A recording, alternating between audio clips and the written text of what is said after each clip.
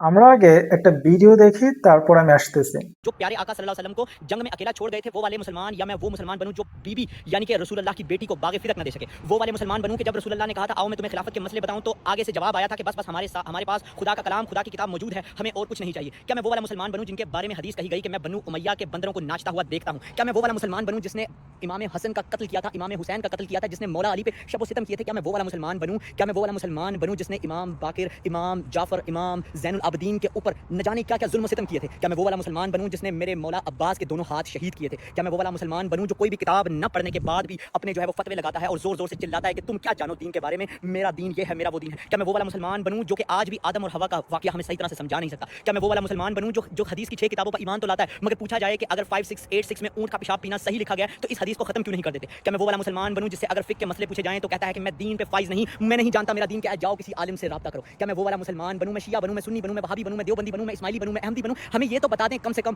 मैं क्या बनूं, वरना ये वीडियो आपके हर व्हाट्सएप, हर फेसबुक, हर जगह पे मिलेगी, क्योंकि मैं मुसलमान बनना चाहता हूं। ওনা মূলত যেটা বুঝাইতে চাইতেছে, যখন একজন অমুসলিম ইসলাম ধর্ম গ্রহণ করবে, লজিক্যাল পয়েন্ট, সে আসলে সুন্নি হবে নাকি ওহাবি হবে নাকি আহলে হাদিস হবে নাকি আহলে কুরআন হবে নাকি শিয়া হবে নাকি, মানে মতের তো অভাব নাই, তাই না? ওনার যতগুলো মত বলছে আমি ততগুলো মত জানিও না। তাহলে কোন মতের সে ইসলাম অনুসরণ করবে, কোন মতাদর্শের সে ইসলাম অনুসরণ করবে? এটা লজিক্যাল একটা কোয়েশ্চেন। যখন একজন অমুসলিম ইসলাম ধর্মে প্রবেশ করবে, সবাই বলবে আমারটাই আসো, আমারটা ঠিক তারটা বল। তারা বলবে আমারটাই আসো, আমারটা ঠিক তারটা বল। তারা বলবে আমারটাই আসো, আমারটা ঠিক তাদেরটা বল। তাহলে ইসলাম ধর্মে এতগুলো দল যে হয়েছে, কারটা সঠিক আর কারটা আসলে ভুল? প্রথম কথা হচ্ছে, আল কোরআন কি বলে? আল কোরআন হচ্ছে আমাদের পবিত্র ধর্মগ্রন্থ। আমাদের জীবন বিধান চলবে আল কোরআন অনুসারে। সো আল কোরআনে ক্লিয়ারলি মেনশন করা আছে। আর রিপিট, যারা অমুসলিম বা যারা অন্য ধর্মাবলম্বী আছেন, যারা ইসলামে আসতে চান বা আকৃষ্ট হতে চান, ইভেন যারা মুসলিম, যাদের প্রপার কনসেপ্ট নাই, আল কোরআনে ক্লিয়ারলি মেনশন করা আছে তোমরা নিজেদেরকে জাস্ট মুসলিম হিসাবে পরিচয় দাও। ইসলামের দলে ভাগাভাগি বা বিভক্তি করার কোনো সুযোগ নেই। যারা দলে বিভক্ত হয়, একতাকে বিনষ্ট করে, আল্লাহ তাআলা বলছে তারা মরার সময় জাহিলিয়াতেই মৃত্যুবরণ করবে। তারা ইসলাম থেকে মূলত বের হয়ে গেছে, যারা ধর্মে দল সৃষ্টি করছে। যত মতাদর্শ তৈরি হোক আজ পর্যন্ত আমাদের ধর্মে, যত বড় বড় ইমামরে কইরা থাকুক, ট্রাস্ট মি অর নট, আল কোরআন অনুসারে তারা যদি দলের উদ্দেশ্য মূলত এই কাজগুলো করে থাকে, তারা তার শাস্তি পাবে। ইসলাম ধর্মে আল্লাহ তাআলা বলে নাই কখনো যে তোমরা দল সৃষ্টি করো, মত সৃষ্টি করো।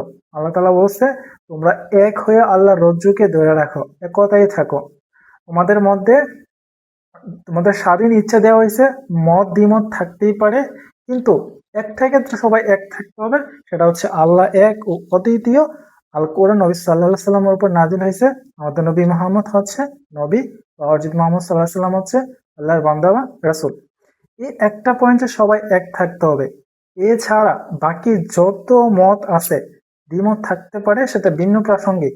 এর জন্য আমি দল সৃষ্টি করব, আমার দলটা ঠিক আরেকজন দলটা ভুল, তার দলটা ঠিক আরেকজন দল ভুল, এই কথা বলা, এই ভাগাভাগি করা এই মুসলমান ধর্মের সবচেয়ে নিকৃষ্ট কাজ। আর কোরআন অনুসারেও আর আর হাদিস অনুসারেও এর চেয়ে নিকৃষ্ট কোনো কাজ নাই ধর্মের মধ্যে দলাদলি এবং বিভক্তি করার। যারা অমুসলিম আছেন তাদের উদ্দেশ্যে আমি বলতেছি, যত বড় আলেমই দেখেন না কেন, একদম উপর থেকে নিচ পর্যন্ত যত দাড়ি টুপি জুব্বা পাগড়ি যাই থাকুক না কেন, আমি দায়িত্ব নিয়ে বলছি, সে ভুল পথে আছে যদি সে দল সৃষ্টি করে থাকে। মানুষের পরিচয় যখন কেউ বলবে যে কুল হুয়াল্লাহু আহাদ, আল্লাহ এক ও অদ্বিতীয়, সে মুসলিম। এবং আমাদের নবী সাল্লাল্লাহু আলাইহি ওয়াসাল্লামকে বিশ্বাস করতে হবে যে নবী সাল্লাল্লাহু আলাইহি ওয়াসাল্লামের উপর এই যে কিতাব আল কোরআন নাজিল হয়েছে, এবং এই কিতাব আসমানি বাণী, আল্লাহ তাআলার বাণী। এই জিনিসগুলো বিশ্বাস করলেই সে মুসলিম। আর মুসলিম হওয়ার পর তার প্রথম কাজ কি? তার প্রথম কাজ হচ্ছে আল কোরআন তার মাতৃভাষায় সমস্তটা পড়া। কোন হুজুর কি বলছে, কোন আলেম কি বলছে, কোন মাওলানা কি বলছে, কোন মুফতি কি বলছে, কে কোন ফতোয়া দিছে, ডাজন্ট ম্যাটার, এগুলো কোনো কেয়ার করার প্রয়োজন নাই। আল্লাহ বলছে যে প্রত্যেকটা মানুষকে আল্লাহ বিবেক বুদ্ধি দিছে, সে পড়বে, আল কোরআন পড়বে, জানবে, জ্ঞান নলেজ করবে, বিধিবিধান জানবে, সে অনুসারে তার লাইফ লিড করবে, জীবন বিধান পরিচালনা করবে। কারো কাছ থেকে আপনার কোনো ফটো দেওয়া দরকার প্রয়োজন নাই। কোনো জিনিস না না বুঝলে আপনি জিজ্ঞেস করতে পারেন। যেমন আল কোরআনে 1000-এরও বেশি বিজ্ঞান আয়াত আছে, এগুলো আপনি সায়েন্সের স্টুডেন্ট না হলে বুঝবেন না, কারণ সায়েন্সের যে বিশেষজ্ঞ তার কাছ থেকে শিখবেন। হুজুররা কখনো সায়েন্সের এত এক্সপ্লেইন করতে পারবে না, নেভার এভার।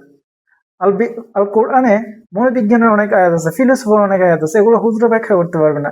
এগুলা যে যে বিষয়ে এক্সপার্ট সেই বিষয়ে তাদেরকে জিজ্ঞেস করতে হবে। সো দ্যাটস ওয়াই আল কোরআন বুঝতে হলে আপনাকে বিভিন্ন মানুষের কাছ থেকে বিভিন্ন নলেজ নিতে হবে এবং আপনার কমন সেন্স ব্যবহার করতে হবে। আপনি কোনো দলের, কোনো মতের, কোনো আদর্শের চিন্তা ভাবনা লালন করে ইসলাম ধর্ম গ্রহণ করতে হবে না। আপনি এক সৃষ্টিকর্তার উপর ভরসা করে ইসলাম ধর্ম গ্রহণ করবেন, যে আল্লাহ এক দ্বিতীয়, আল্লাহর সাথে আমি কাউকে শরিক করবো না, এবং আল্লাহ যে আল কোরআন দিছে সেই বিধান অনুসারে আমার লাইফকে আমি পরিচালিত করবো। That's enough. আর কিচ্ছু লাগবে না, ট্রাস্ট মি, আমি বলতেছি আর কিচ্ছু লাগবে না।